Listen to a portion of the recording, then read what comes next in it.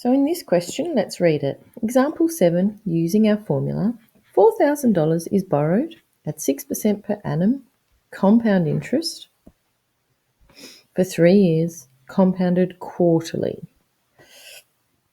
All right, so since it's compound, I know I'm going to be using amount, I'm going to be using principal, I'm going to be using rate, and a good idea is just to leave an extra line underneath that for your working.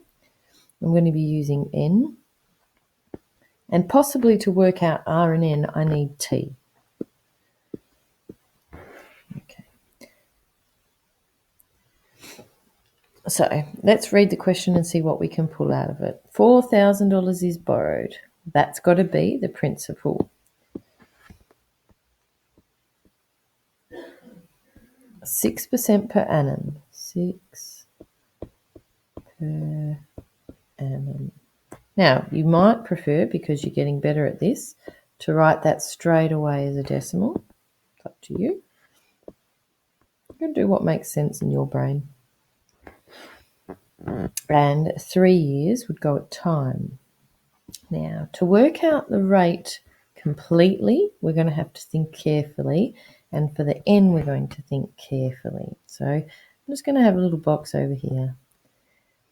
N is equal to the number of compoundings. It means how many years, okay, so how many years times by how many times it's compounded each year. Okay, so we'd say number, I'm not going to be able to fit this in here, of compounds per year.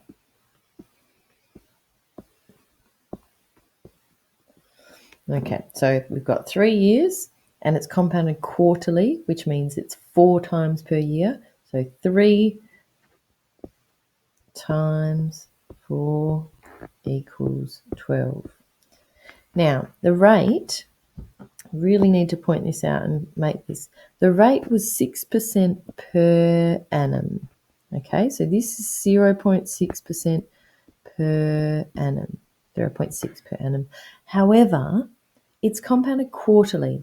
So in our formula, this R needs to show how much percent is used each quarter.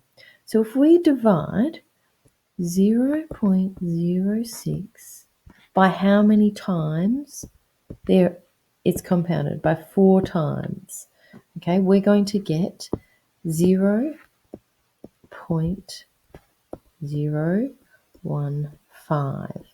So that just means every single time it's compounded, it's only charging this 1.5%.